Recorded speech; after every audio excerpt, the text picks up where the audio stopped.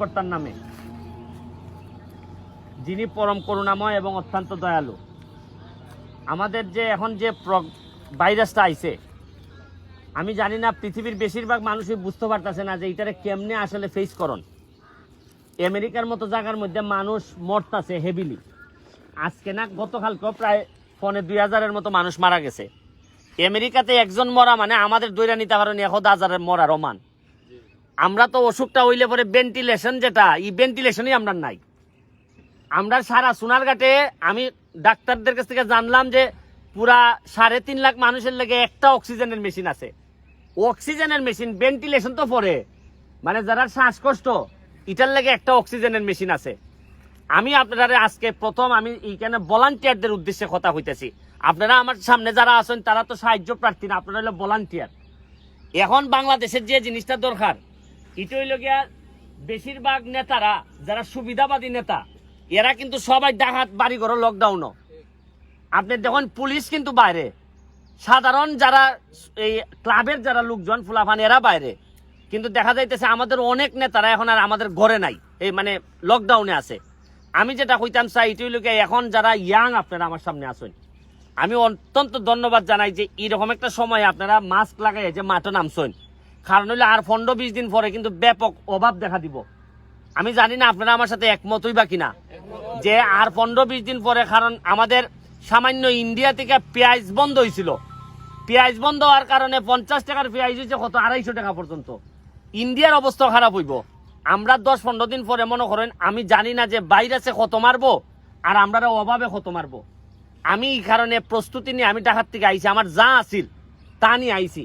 এখন আপনারা একটা কথা কইমু, মানুষের গ্লাভস, এই যে মাস্ক, যা যা দেওয়া লাগে আমি আপনার সাথে আছি। আমি যতক্ষণ পর্যন্ত আমার শেষ পর্যন্ত আমি থাকতাম চাই। এখন কিন্তু এমন একটা বিপদের মুখে আইছি, সাধারণ মানুষে কিন্তু আমরা আনতামই পারতাছি না দাঁড়ো। আমরা এত দূরে গেছি কি এখন, আমরা আগে আসলাম হইলো শারীরিক ভাবে দাঁড়ো, আর মনের দিক থেকে আসলাম দূরত্বে। এখন আস্তে আস্তে বাইরে আছে, আমরা মনের দিক থেকে দাঁড়ো আনতেছে, কিন্তু শরীরগত ভাবে দূরে নিতেছে।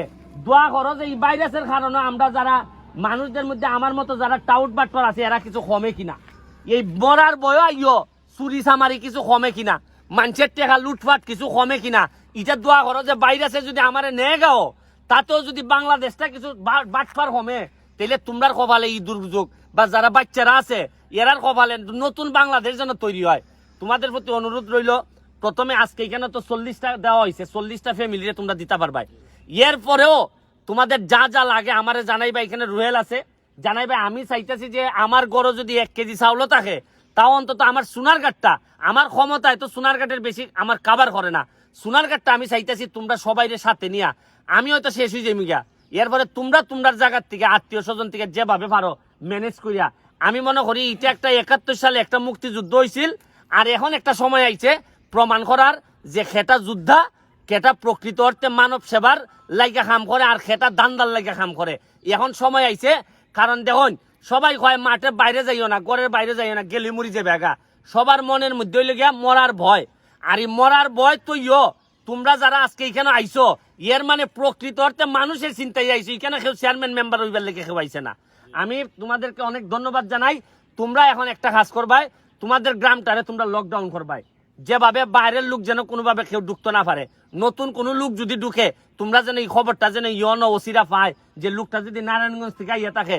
তোমরা জানো যে নারায়ণগঞ্জে পুরা ভাইরাসটা ছড়াই গেছি গা, নারায়ণগঞ্জের মানুষ যেন আইতো না পারে, আইলেও যেন প্রপারলি সুন্দরভাবে যেন প্রশাসনের মাধ্যমে যেন আয়। তোমরা তোমাদের গ্রামটার সুরক্ষা দেওয়ার দায়িত্ব তোমরা রাতে আমি সমঝাই দিয়ে যাইতেছি। আর যখন চরম অভাব পড়বো তখন আবার তোমরা আমার সাথে যোগাযোগ করবাই, আমি তোমরা সাথে আসি। তোমরা তোমাদের লেগে থাকো, তোমাদের গ্রামটার লেগে থাকো। আজকে এই পর্যায়ে আমি আরেকখানে যাইমু ত্রাণ দেওয়ার, তোমরা লেগে অনেক দোয়া রইল। দূরত্ব রাখিয়া, নিরাপত্তা রাখিয়া যৎকান পারো কাম করে যাও। মোর মতো এমনও মরতাম পারি, এমনও মরতাম পারি। আমি প্রতি বৃহস্পতিবারে বাড়ি তাই গাড়ি দিয়া এই ঢাকা সিলেট রোডের মধ্যে মরার সম্ভাবনা আমার সবচেয়ে বেশি আছে। অতদিন পর্যন্ত বাচ্চা আইছি, এখানে যদি করোনায় যদি আমার নেগা নেগা, তারপর অন্তত আমি মানুষের সামনে জানাজার দাঁড়াইয়া যে না হইতে পারে আমরার লাগে মানছে যে এই লোকটা মানুষের লেগে কাম করতে করতে মারা গেছে। এই দুর্নীতি হইয়া, দান্দা হইয়া, সুবিধা নিয়া এই ধরনের মত যেন আল্লাহ না দেয়। আমি তোমরা লাগে আবারও দোয়া হইয়া আজকের মতো বিদায় নিতেছি। তোমরা সুন্দরভাবে যারা গরিব তাদের কাছে এটা পৌঁছাই দিও। আর যা যা লাগে তোমরারও যা যা লাগে রুয়েলের মাধ্যমে এই যে গ্লাভস, এই মাছ যা যা লাগে আমার জানাইও, আমি যত কান পারি যদি আমার শখ ক্ষমতায় কুলায় আমি তোমরা দেওয়ার চেষ্টা করবো। তোমরা রইদে দাঁড় করাইবে লেগে আমি দুঃখিত, কিন্তু আসলে এর সে খালি জায়গা আর পাওয়া যাইতেছে না যেখানে তো ফাঁকে ফাঁকে থাকা যায়। ঠিক আছে, thank you, thank you, thank you.